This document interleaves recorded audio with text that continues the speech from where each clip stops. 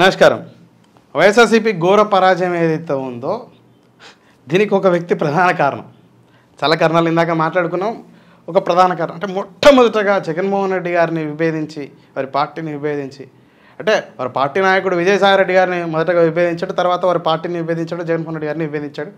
ఆ party B form మీద గెలిచినటువంటి ఒక MP none about then Narsapuram MP అయినటువంటి రఘురామ కృష్ణరాజు గారు విభేదించిన కారణానికి, విమర్శించిన కారణానికి, పాలసీలను విభేదించితే వారి పార్టీ నాయకులు చేసినటువంటి తప్పుల్ని ఎత్తి చూపితే వ్యక్తిగత కక్ష పెట్టుకొని తనని రఘురామ కృష్ణరాజు గారిని ఏ విధంగా చిత్రహింసలకు గురి చేశారని వారు పలు సందర్భాల్లో చెప్పుకురావడం జరిగింది.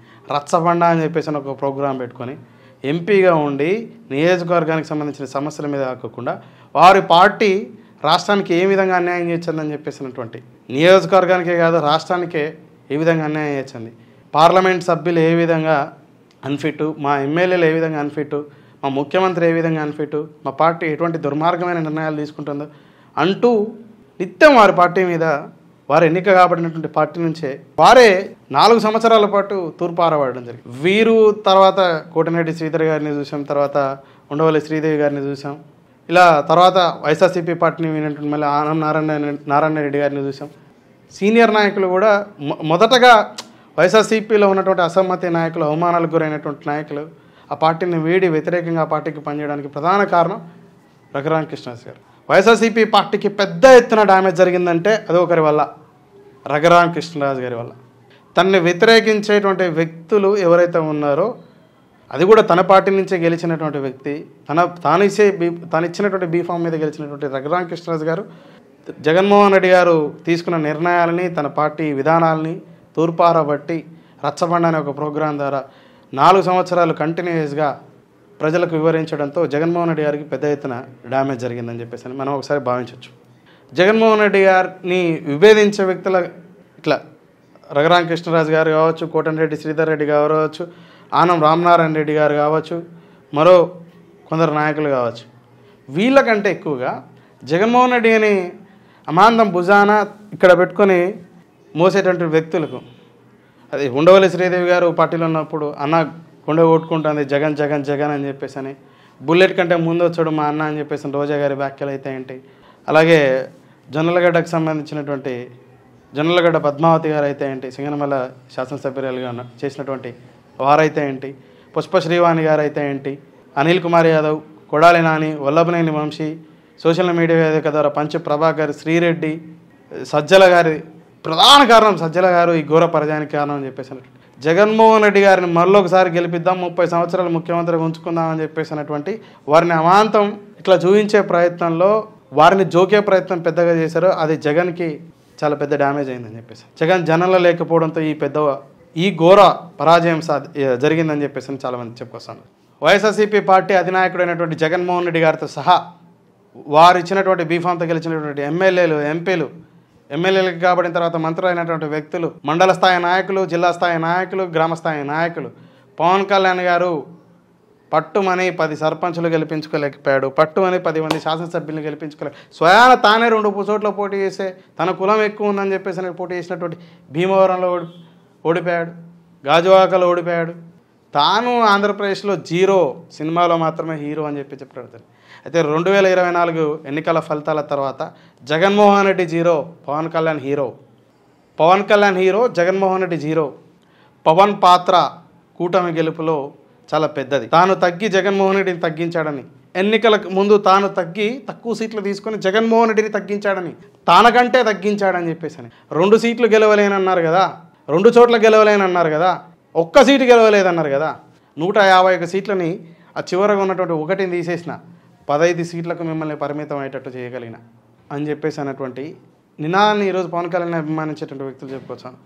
ప్రతిపక్ష హోదా, నేను తలుచుకుంటే నీకు ప్రతిపక్ష హోదా కూడా ఉండదు చంద్రబాబు నాయుడు అని అసెంబ్లీ సాక్షిగా జగన్మోహన్ రెడ్డి గారు చంద్రబాబు నాయుడు గారిని అవహేళన విధంగా మాట్లాడడం చూసాం. వారి శాసనసభ్యులు చంద్రబాబు నాయుడు గారిని, అలాగే వారి కుటుంబ సభ్యుల్ని, ముఖ్యంగా చంద్రబాబు నాయుడు గారి భార్యని, లోకేష్ గారి పుట్టుక గురించి మాట్లాడుతా చంద్రబాబు నాయుడు గారి కళ్ళు చెమర్చేలాగా మాట్లాడడం జరిగింది. నాడే చంద్రబాబు నాయుడు గారు చెప్పుకోవడం జరిగింది, ఈ సభలో నేను ఉండలేను, ఇది సభ కాదు, ఇది గౌరవ సభ కాదు, ఇది గౌరవ సభ కాదు, ఇక్కడ కుసంస్కారం ఉన్నారు, ఈ సభలో ఉండను, నేను మళ్ళీ ముఖ్యమంత్రిగానే ఇందులోకి వస్తాను. జగన్మోహన్ రెడ్డి గారు చెప్పారు, నేను మీ పార్టీలోంచి తీసుకోను, నీకు ప్రతిపక్ష హోదా ఉంచుతా అని చెప్పేసి. కానీ చంద్రబాబు నాయుడు గారు చెప్పలే, ముఖ్యమంత్రిగా ఈ సభలోకి వస్తా అని వెళ్ళిపోయాడు.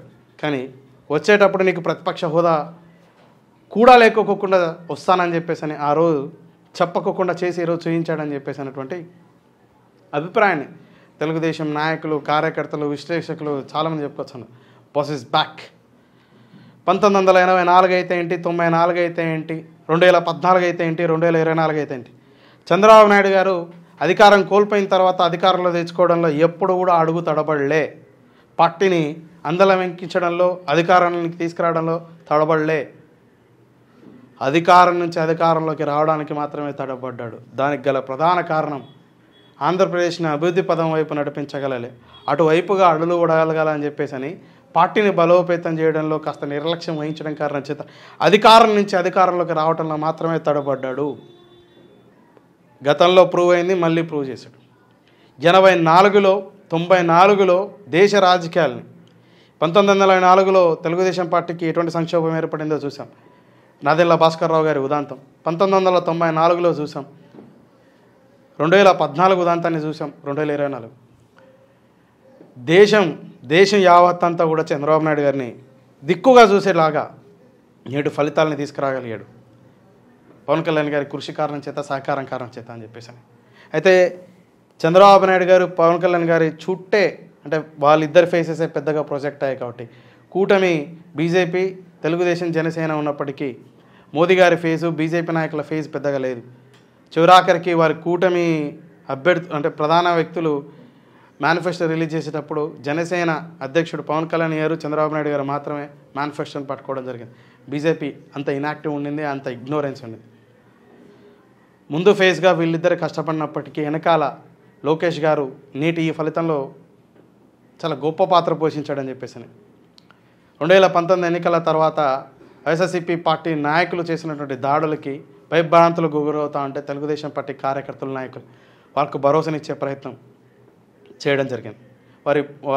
వారి కోసం పరామర్శకి వెళ్ళి వారి కుటుంబాలకి ఒక మనోధైర్యాన్ని ఇవ్వడంతో పాటు వారి పిల్లల్ని తీసుకొని వాళ్ళకి విద్యకి, వైద్యానికి అయ్యే ఖర్చుల్ని, ఆర్థిక సహాయాన్ని అందించడం జరిగింది.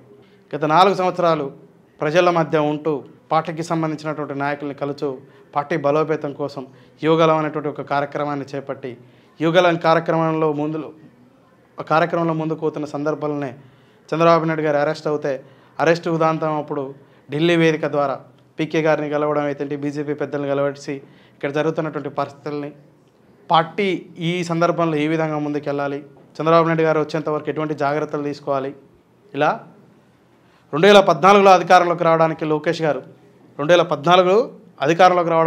గారు పార్టీ ఫ్రంట్ ఎండ్లో కాకుండా బ్యాక్ ఎండ్లో ఉండి పెద్ద ఎత్తున పనిచేశారని, 2024లో పార్టీ అధికారంలో రావడానికి ఫ్రంట్ ఎండ్ నుండి పెద్ద ఎత్తున పనిచేశాడు. అయితే ఎన్నికల సమయానికి మాత్రం ముగ్గురు అయితే ప్రమాదం అని చెప్పేసి ఇద్దరే, చంద్రబాబు నాయుడు గారు, పవన్ కళ్యాణ్ గారు మాత్రమే విజిబిలిటీ ఉండేలాగా వారు చాలా వరకు కొన్ని నియోజకవర్గాలకే, కొంత ప్రాంతానికే పరిమితమేనని చెప్పేసి చెప్పేస్తాను.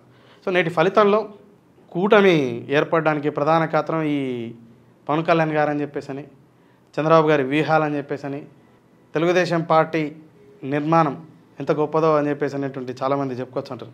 40 ఏళ్ళ నుంచి అంటే భూస్థాపితం రాష్ట్రాలు, రెండు రాష్ట్రాల్లో కూడా అని చెప్పేసి లేదు, బలంగా ఉందని చెప్పేసి నిరూపించడంలో లోకేష్ గారి పాత్ర ఎనలేదని చెప్పేసి. నమస్కారం.